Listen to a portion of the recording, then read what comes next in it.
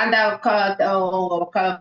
புல்லு அந்த வீடுகள் காணிகள் வந்து அங்கே விற்பனைக்கு போற காணியில உண்டு வேண்டுனாண்டா என்ன இப்ப இன்றைக்கு எடுத்திருக்கு நம்ம வேலை காணிங்க உண்மை. அதுக்குள்ளதான் வாகனங்கள் தனிப்படம் விட போயின. ஓம் அதான் அது அந்த காணிக்குள்ள உங்களை இலவசமாக தரிப்படம் செய்ய சொன்னால் வெற்றி. அதுக்கு 2 யூரோ 2 ஃப்ராங்க் வாங்கினால் நாங்கள் அவுட். அது அது இது எல்லாருக்கும் தெரிஞ்சது. நீங்கள் கண்டுபிடிங்க. இது எல்லாமே ஒரு வியாபாரம். ஆனால் அதிகாலத்தில் ஆரம்பித்தது அப்படி அல்ல. அப்படி தொடங்கி இல்லையா அது இப்போ போனது. சரி பார்ப்போம். இப்போ சுவிஸில் இந்த செய்தி தனுஜாங்கிற அவர் வந்து ஜெர்மனில் முன்பு எங்களுடைய நிகழ்ச்சிகளில் கலந்து கொண்டவர். இப்போது அவர் நம்பர் தெரியாது எனக்கு. அவருடைய ஒரு செய்தி சுவிட்சர்லாந்தை பற்றினது. அந்த ஒரு ஆடியோவா போடுறேன், கேட்குதான்னு ஒருக்கா சொல்லுங்க.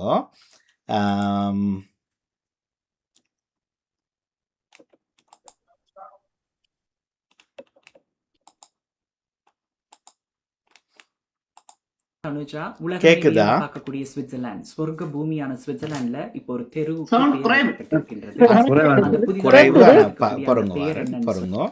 இது சுவிட்சர்லாந்தை பற்றின செய்தி தான். இதை நான் அறிந்து கொள்ள வேண்டும் என்ற ஒரு விருப்பம் இருக்கிறது எனக்கு. ஆனால் ஒரு சரித்திரம். சரி, அது இல்லை. இப்போது எங்கள் உறவுகளிடம் கேட்டு பார்ப்போமே அது உண்மையான்றது. ஏனென்றால் ஒரு சரித்திரத்தில் ஒரு அகதி வாழ்க்கையில் எங்களுக்கு நடந்த ஒரு அவலத்தினுடைய ஒரு அடையாளம் பற்றி சொல்லப்படுகிறது. பழைய செய்தியும் தெரியாது. தெரிந்தவர்கள் சுவிட்சர்லாந்து சேர்ந்தவர்கள் மற்றவர்கள் தெரிந்தால் ஒரு முறை சொல்லுங்கள். சரி, இப்போது போடுகிறேன். கிளியரா வருதான்னு பாருங்க.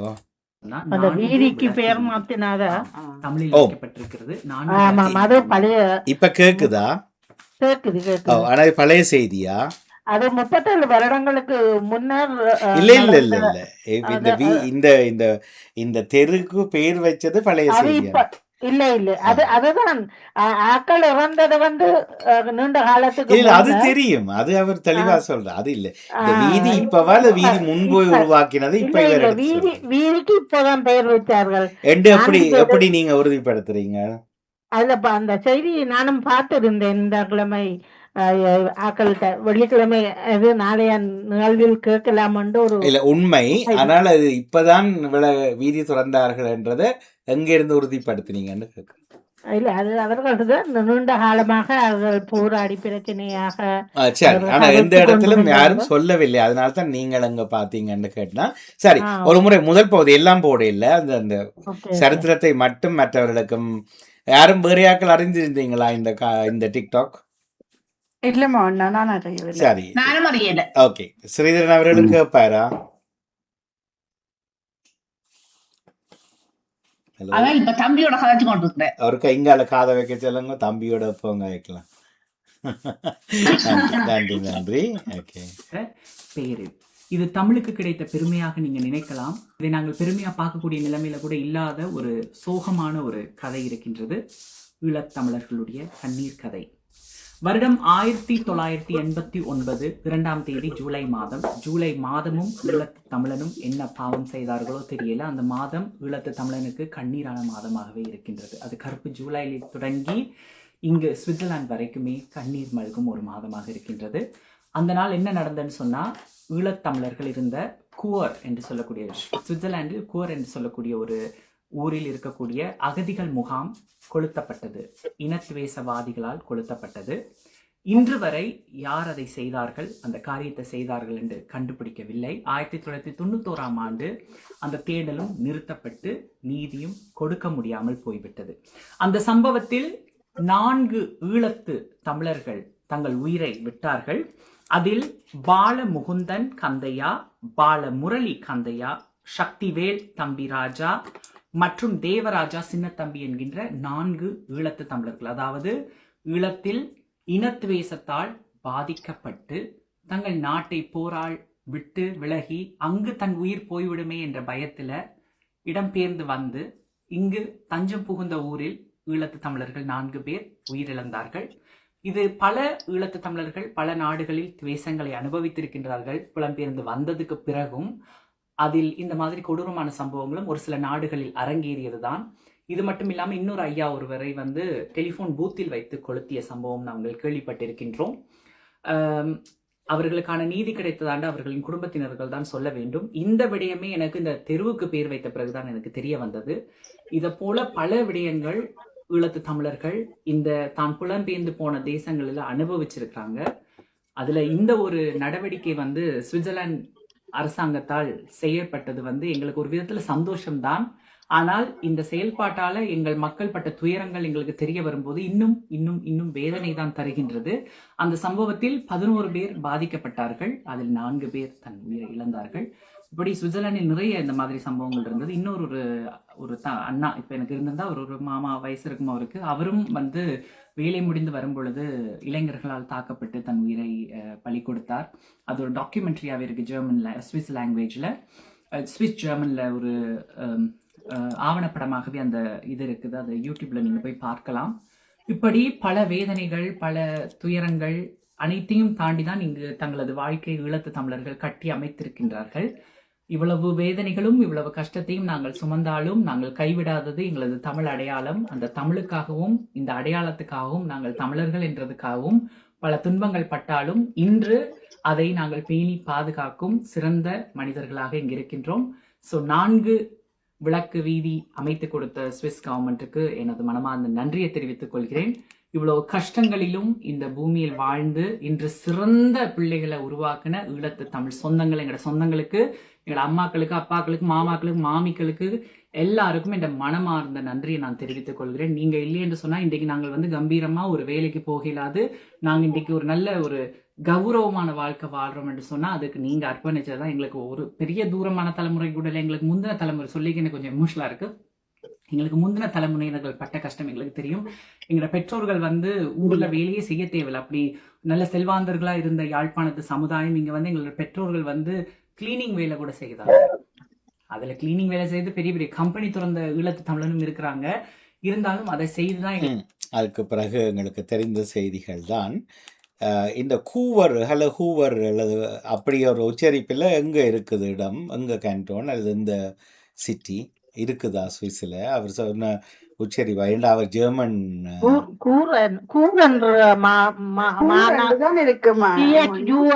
தான் அது வந்திருந்தது. இவர் கூவர் என்று சொல்றாரு இல்ல, கூவர் ரெண்டு வராது, கூர் ரெண்டு தான். ஆனா கூர்தானா தெரியல, கூர்தானா? சரி, ஓகே. இந்த சம்பவம் அப்ப கேட்டு நாங்கள் மறந்த கதை. ஆமா ஆமா, 89ஆம் ஆண்டு நடைபெற்றது. ஆனால் ஏதோ ரெண்டு பிள்ளைகளும் தாய் தந்தையருமா இருக்கணும். முதல் 2 பேரும் அப்பா பேர் ஒன்றா இருந்தது.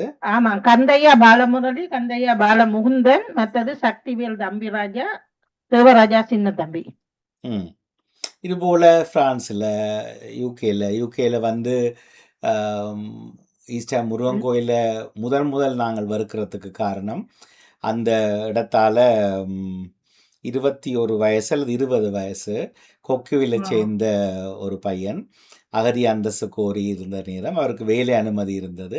வேலை முடிஞ்சு ஒரு பின்னேரம் வரைக்குள்ள கொஞ்சம் வெள்ளை சமூக இளைஞர்களால் அவர் வழிமறிக்கப்பட்டு ஏதோ நடந்தது, கதை தெரியாது. ஆனால் அவர் பேஸ்பால் பேட், இந்த வளைஞ்சிருக்கும் அந்த பேட்டால் அடித்து தலைகள் எல்லாம் சிதைக்கப்பட்டு ஈஸ்டர் முருகன் கோயிலுடைய பழைய பப், அப்போ இது புதுக்கோயிலுக்கான இல்லை, பழைய பப் இருக்குது, புதுக்கோயில் கட்டையிலே, ஆனால் கூடாரம் அமைச்சு முருகன் மாற்றப்பட்டிருக்கார். மெயின் கேட்டுக்கு வெளியில் இவன் இறந்து கிடக்க கண்டுபிடிக்கப்பட்டு ஆக்கள் அறிவித்து போலீஸ் கண்டுபிடிச்சு அவரோட மரணத்துக்கு எந்த நீதியும் கிடைக்காத போது தமிழர்கள் மட்டுமல்ல, வேறு பல மொழி பேச வெள்ளக்காரர்கள் உட்பட்ட பேர் வந்து ஒரு ஊர்வலத்துக்கு ஆயத்தமானார்கள். இந்த அரசாங்கத்திட்ட இந்த பையனுக்கான இழப்புக்கு நீதி கேட்கணும், இது ஒரு இனத்துவேச அட்டாக்னு சொல்லி இப்போ அவர்கள் திட்டமிட்டு சொன்னார்கள். அந்த செய்த இடத்துல இருந்து நாங்கள் அந்த ஊர்வலத்தை தொடங்கி நியூஹாம் கவுன்சில் வரைக்கும் கொண்டு போவோம்ண்டு. அப்போ வெளியில் ரோட்டில் நிற்க இல்லாத அப்போ அந்த முன்னுக்கு வளாகம் இருந்தது, இப்போ இருக்கிற கோயில் கட்டுப்படை இல்லை. அப்போ பெரிய இடம் இருந்தது, அதில் கார் பார்க் பண்ணுறது. அந்த இடத்துலேருந்து ஆக்களை கூப்பிட்டுட்டு தொடங்கி போகிறதுக்குன்னு சொல்லி கோயிலில் வந்து அனுமதி கேட்டபோது டாக்டர் அழகராஜா என்கிற ஒரு தெலுங்கு தாய்மொழியை கொண்டவர், அவராம் பிறகு மகாலட்சுமி கோயில் கட்டி அப்புறம் அங்கேருந்து துரத்தப்பட்டு அவர் வெளியில் போய் இன்றைக்கு ஆளும் இல்லை, அட்ரஸும் இல்லை. அவரிடம் அனுமதி கேட்டபோது இது கோயில், இது புனிதமான இடம், இதெல்லாம் செய்ய முடியாது என்று அனுமதி மறுத்து கடைசியாக அந்த ஊர்வலம் கேட்டுக்கு வெளியில் ரோட்டில் நின்று தொடங்கித்தான் போனது. ஒரு உருவம் கோயிலுக்கு ஒரு மனிதனுடைய ஆளுமை இயக்க தலைவரை போல ஒருதன் சொன்னோன்னா கட்டுப்பட வேண்டி இருந்தது. இதே போல் ஜெர்மனியில், ஃப்ரான்ஸில், வேறும் பல ஸ்கandinavian நாடுகள் அப்படி ஒரு துன்புறுத்தல் செய்தது குறைவு. ஆனால் இல்லாமல் அவமானப்பட்டிருப்பார்கள் நிறைய இடங்களில். அதில் யாராவது உறவுகள் இருந்தால் வந்து சொல்லுங்கள், நிறைய இருக்கும். நாங்கள் மறந்துட்டோம் நிறைய. இப்போ உதாரணமாக ஒரு கதை, இந்த அரசியல் நோக்கர்களாக இருப்பவரிடம் நான் கேட்குறேன். சுவிட்சர்லாந்து இந்த கொடுமையை கண்டுகொண்ட ஒரு நாடு. சுவிட்சர்லாந்து அரசாங்கம் வந்து செய்யலை, சுவிட்சர்லாந்து செய்தது நீதி கனகாலமாக மறுக்கப்பட்டது. வணக்கம். எத்தனையாம் ஆண்டு இந்த சம்பவம் நடந்தது? 1989 நடந்தது. 92 அந்த முகாம் மூடப்பட்டது. 89 ஸ்ரீதரன் அவர்களும் 89 தானே வந்தவர். அப்ப அறிஞ்சிருக்க வார்த்தையில இல்ல சம்பவம் நடந்ததுக்கு பிறகு கதை வரும், அடுத்தடுத்த வருஷம் எல்லா இடமும் அதான் இத்தனையோ விடயங்கள் சுவிசண்டோனே அது நடக்க எந்த நாளே நடக்கணும்னு சொல்ல சில விடயங்கள் இப்படித்தான் இல்ல. ஆகையினால சுவிஸ் வந்து இன்றைக்கும் தான் எங்களோட பிள்ளைகள் பள்ளிக்கூடம் போகுதோ படிக்குதல் எல்லா பிள்ளைகளுக்கு எங்களோட சமுதாயம் பந்தோடு இருக்கு. இருந்தாலும் பின்னணியில அவர்கள் ஒரு பொறாமை, இவர்கள் இந்த இடத்தில் இருக்கவா என்ற கேள்விகள், பொறாமைகள் எல்லாம் இருக்கு. கல்லறிகள் விழும், அதையும் வேண்டிக் கொண்டு நாங்கள் எழுந்து நடந்த வேண்டிய ஒரு நிர்பந்தத்துலதான் நாங்கள் இருக்கிறோம். நாடு காண்டி வந்தவர். சரி, ஓகே. இப்ப உங்களிடம் கேள்வி, சுவிட்சர்லாந்து கெட்ட நாடா? சில சம்பவங்கள் நடக்கும், இல்ல அறியாம செய்யாம. அப்ப நாங்கள் இங்க இருந்து வெளியேற வேண்டுமா? வெளியேற வேண்டிய அவசியம் இல்ல. ஆனா சில குளறுபடிகள் உங்களுக்குள்ளார நடந்தாலும் அதைத்தான் நான் சொல்ல வரப்போறேன். 82க்கு முதலும் 2010க்கு பிறகும் இலங்கை நாடு கெட்ட நாடா? என்ன மனித உரிமை மீறல் தான். நீங்க சொன்ன சில சம்பவங்கள், கொடூரங்கள், கொடுமைகள் ஆங்காங்கே நடைபெற்றன, அதுதானே? சுவிஸிலும் நடைபெற்றன, அதுதானே? சுவிஸ்ல நடைபெற்றது. ஆனா சுவிஸ்ல ஆக கொடுமை செய்ய மாட்டாங்க. இல்ல கொடுமை என்றா கொடுமை தானே அது. நாங்கள் சுவிஸ்ல தேவைக்காக அது நாடண்டா இப்படித்தானே அங்கங்க நடக்கும் வந்துட்டு பிள்ளைகள் கூட அவமானப்படுகிறார்கள், இனத்துவசித ஆளாகிறார்கள். தெரிஞ்சும் சுவிட்சர்லாந்து நாட்டுக்கு நன்றி தெரிவித்து உட்கார்ந்து இருக்கிறோம். ஆனா எங்களுடைய பிறந்த நாட்டுல நான் சொன்ன ஆண்டுகளுக்கு முன்னமும் பின்னமும் தான் இடைக்குள்ள யுத்தத்துக்கு காரணம் சரியும் பிழையும் 1000 எங்கள்கிட்ட இருக்குது. நான் தான் எறிஞ்ச பந்தான் எனக்கு திரும்பி வந்தேன்லாம் கதைகள் இருக்கு. அதை விடுங்க, அதுக்குள்ள போய் அரசியலாக்க வேண்டாம். ஒரு பொதுவான நாட்டில், ஒரு தமிழ்நாட்டில் இந்த புதிய தமிழ்நாட்டு நிர்வாகம் பொறுப்பேற்று 40 நாளைக்குள்ள 1700 வன்கொடுமைகள் ரிப்போர்ட் பண்ணப்பட்டிருக்கு. அதில் பாலியல் வன்கொடுமைகள் சிறுமிகள் உட்பட சொல்லப்படுது 44 நாளுக்குள்ள. சரியா? அப்ப இந்தியாவை விட்டு எல்லாரும் ஓடணுமே. ஆந்திர பிரதேசத்துக்கு, இலங்கையிலும் இப்படி நடக்கிறது, இந்தியாவில் நடக்கிறது. இங்கிலாந்தில் நடக்காததா? இங்கிலாந்திலும் நடக்கிறது. தேவை கருதி அங்கங்க குந்தி கொண்டு இருக்கிறோம். ஆனால் எங்களுக்கு ஈஸியானது ஒன்று என்னென்றால் இலங்கையை திட்டுறது.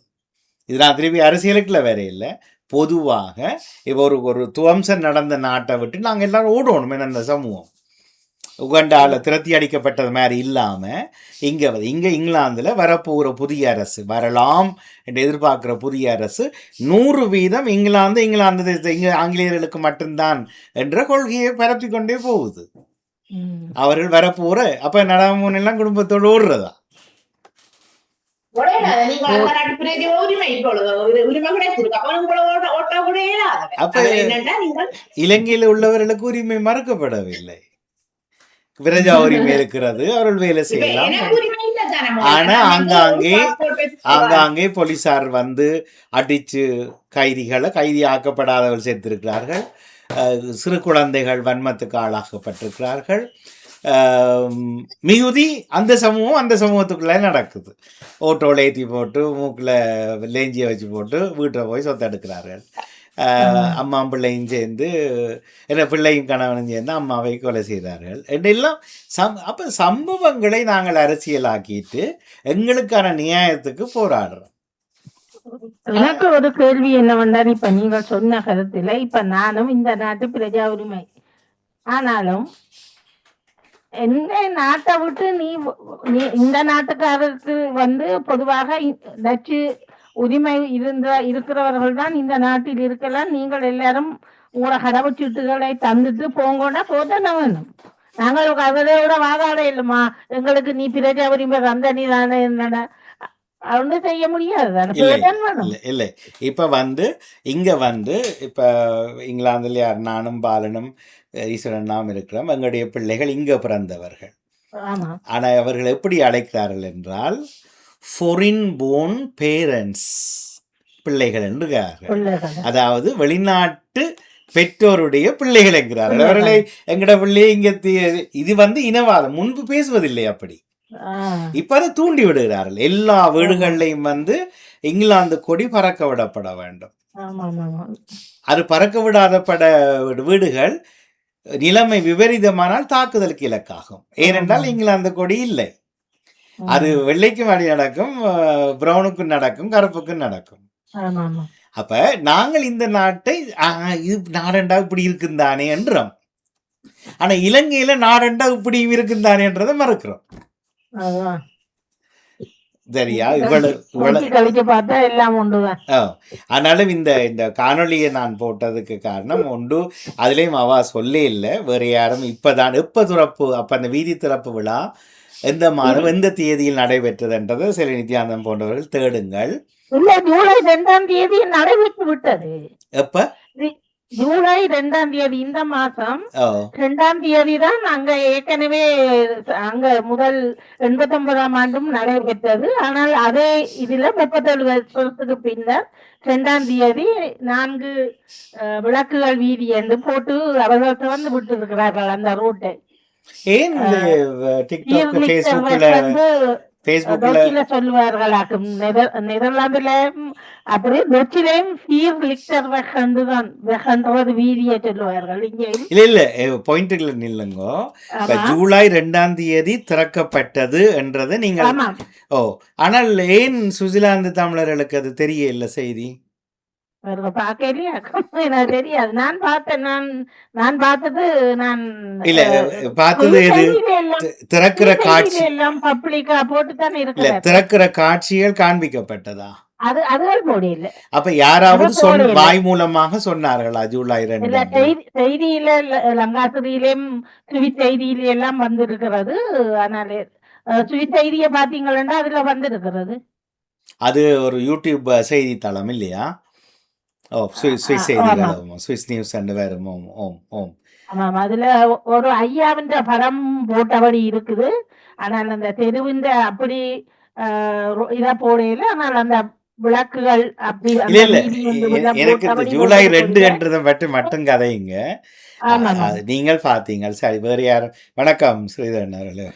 வணக்கம் மகன், உங்களை பேசும்படி மன்னிக்கணும். அப்பா மகனுடைய ஆழமான கலந்துரையாடலில் நாங்கள் உங்களோட குரல் வருது எங்களுக்கு. ஈரான் புதிய தலைவர் மாதிரி இருக்கிறார். எப்படி பாக்கல சரியா சொன்னீங்க வேற. தாடி தான் பெருசா தெரியுது. சரி, ஒவ்வொரு நாளும் ஒவ்வொரு மாதிரி இருப்போம். ஒரு விலையும் இல்லை. நான் வைபவங்களுக்கு போனா தாடி இல்லாத ஆண் பிள்ளைகளை தேடுறேன். இல்ல இப்ப ஆனா ஒரு 100 பேர்ல ஒரு பையன் இருப்பார். அதுக்கு முளைக்கல போல. 99 எங்கட வீட்டை போனா அப்பப்ப வந்து போகிறார் அந்த தாடி. இப்ப கவிக்கோன்னா இன்றைக்கு தாடி வலிச்சபடி இருக்கிறார். வளமே அவர் தாடி ஈஸ்வரன் அண்ணா தாடியில் இருக்கிறார். பாலனும் தாடியோ தெரியல. எனவே இந்த செய்தி கேள்விப்பட்டீங்களா? அறியுமா உங்களுக்கு? இப்பதான் ஜூலை 2 தான் இந்த வீதி திறந்தது என்று செலினித்யானந்தர் சொல்லுகிறார். உங்களுக்கு என்ன தெரியும் இதை பற்றி? இது போனா 89 ஒரு கேம்ப்ல நடந்த பிரச்சனை அது. ஓம் ஓம். ஏன் இத்தனை வருஷம் கழிச்சு இப்ப அதுக்கு இப்படி நினைவுபடுத்துகிறார்கள்? ஒரு ஊக்குவிப்பு தான். ஆனால் அது இப்பதான் திறந்திருப்பார்களா? முதல்ல இல்லையா? இல்ல இப்பதான் இந்த மீதிக்கு பேர் வச்சு திறந்துருக்கா. இப்பதான் தான் திறந்தது. கூர்ல யாராவது தெரிஞ்சாக்களுக்கு ஒரு கோல் போடுவோமா? ரஜினி உங்களுக்கு அல்லது ஸ்ரீரங்கன் உங்களுக்கு அல்லது வேறு யாருக்கும் கூர் கேண்டோன்ல கூர் மாநிலத்துல இருக்கிற ஒருத்தருக்கு ஒருக்கா நீங்கள் ஒருக்கா கேட்டுட்டு தெரியுமான்னு கேளுங்க. தெரியாட்டி பெருசுபடுத்தாதீங்கன்ற பாவங்கள் அது என்னென்ன வீடியோ. ஓகே, நன்றி. ஆனால் இப்ப நீங்கள் 89 வந்தேன்னு சொல்றீங்க. அந்த வருஷம் நடந்தேன்னு சிவாஜினர் சொன்னார்கள். அப்ப இது பிறகு கேள்விப்பட்டிருந்தீங்க அடுத்தடுத்த வருஷங்கள்? நாங்கள் 89 நான் கேள்விப்படலைன்னா 91ஆம் ஆண்டு இப்படி நடந்ததுன்னு சொல்லி வந்து கேம்ப்ல பிரச்சனைப்பட்டு அடிச்சு என்னமோ ஒரு கேம்ப்ல வேற ஒரு கேம்ப்ல 99 இல்ல வேற ஒருத்தர் நான் கேள்விப்படல.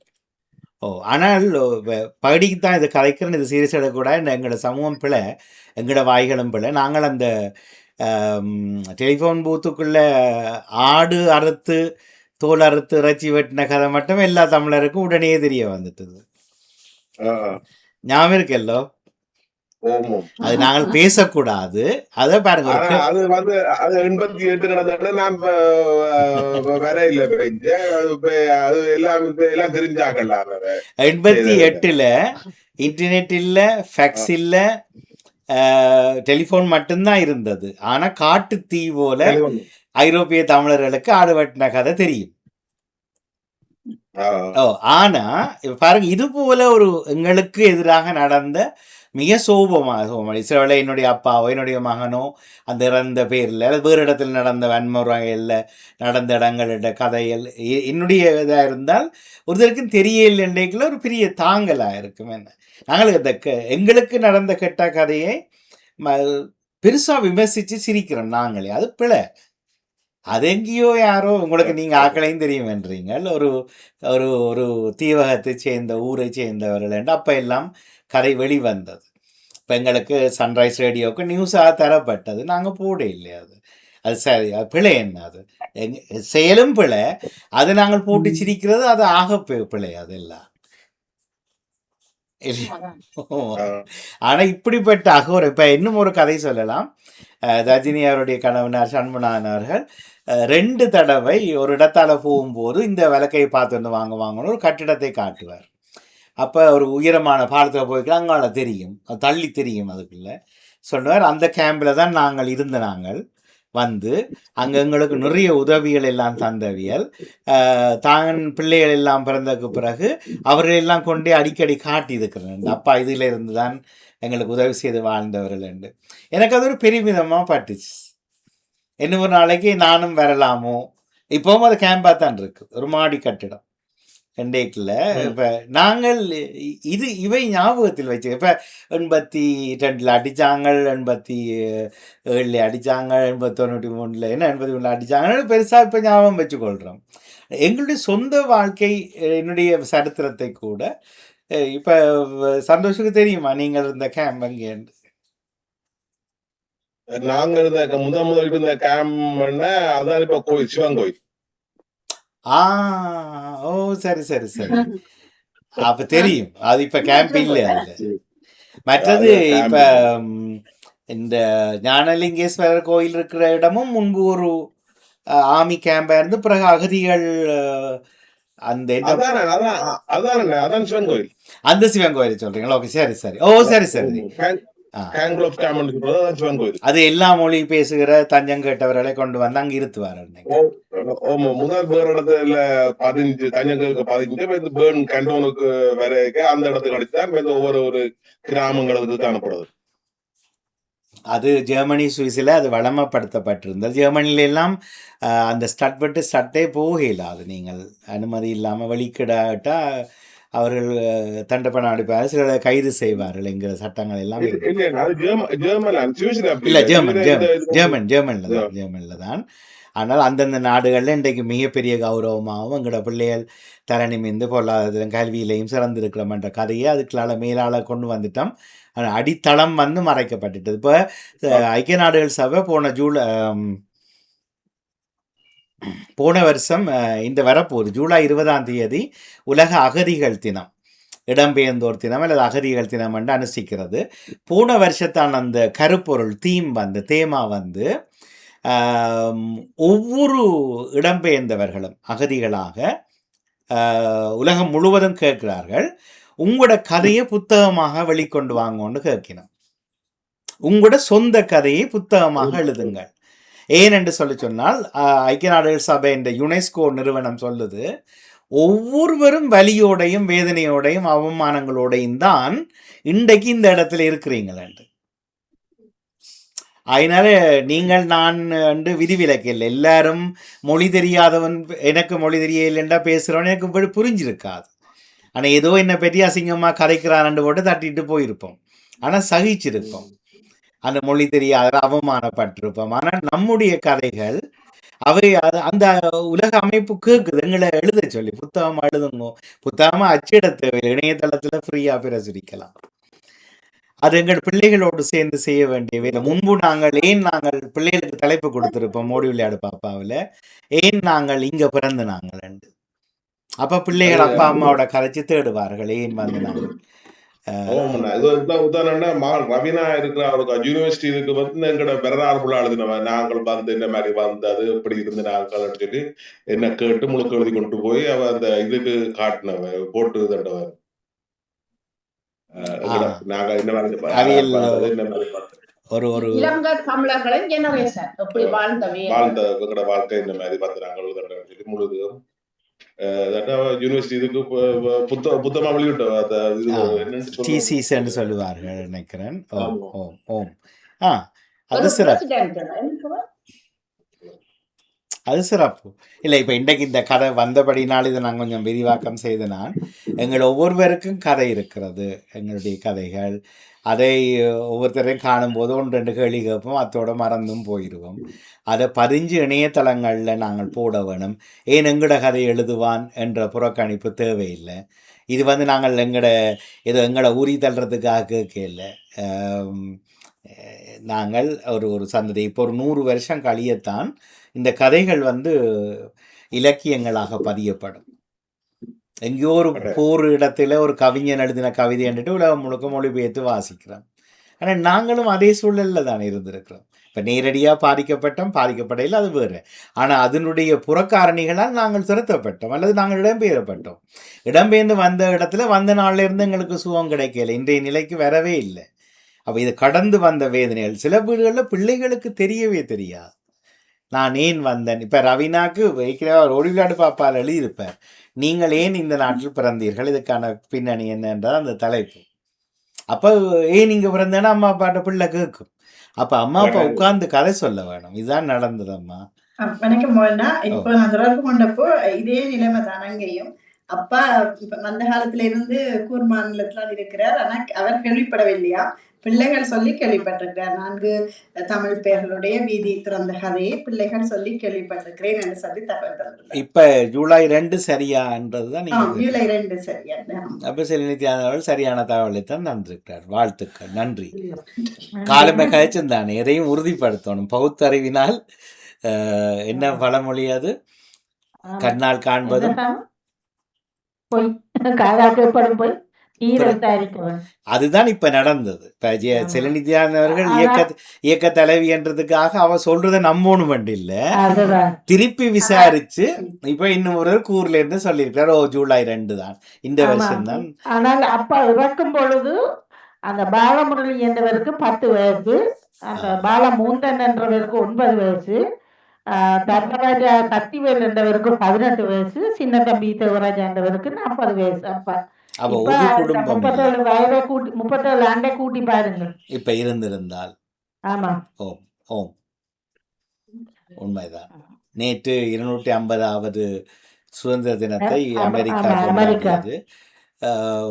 ஏற்கனவே இருந்தவர்களை நசுக்கி நாடோடிகளாக நாடு புகுந்து அவர்களை என்ன என்ன என்ன சொல்வார்கள், ஆதிக்குடிகள், ஆதிவாசிகள் என்று பேர், ஆதிவாசி அவர்களை புறந்தள்ளி அவர்களுக்கான சட்ட மறுப்புகளை செய்து அவர்கள் வாழ்க்கை மீது ஏறி தங்களுடைய இன்றைய 250வது வருஷத்தை உலகத்திலேயே மிகப்பெரிய பொருளாதார வல்லரசு நான் என்று அதன் தலைவர் நேற்று உரையாற்ற கேட்டோம். ஆனால் உண்மையில் அது ரெட் இந்தியன் நாடுதானே ஓம் அமெரிக்கா.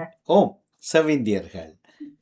ம். ஓம் அது, ஆனால் அதை சொல்லப்படாட்டி, அது ஆமா. அது பேசப்படாட்டி இவர்கள் கொண்டாடுகிற என்னத்துக்கு போய் ஸ்காட்லாண்டில் இருந்தும் அயர்லாண்டில் இருந்தும் போய் அங்கே குடியேறினீங்க? நீங்கள் நான் வாழப்போனவர்கள், நாங்கள் வந்து குடியேறினவர்கள் எங்களை. ஆனால் கட்டாயமாக வந்தோன்னு எங்களுக்கு மாலை போட்டு சந்திரிகா வளையல்கள் எங்களை போட்டு சுவிஸ்லேயோ ஜெர்மனிலேயோ லண்டன்லேயோ யாரும் வரவேற்றுக்க தேவையில்லை. வந்தபோது எப்படியும் மோஞ்சொடிச்சிருப்பார்கள், யார் இதுன்னு சொல்லி. வித்தியாசமான ஆக்கள் எல்லாம் இங்கே எங்களோட ஊருக்குள்ளே பக்கத்து வீடுகளில் வந்திருக்கிறாங்களே, கட்டாயம் இருக்கும்.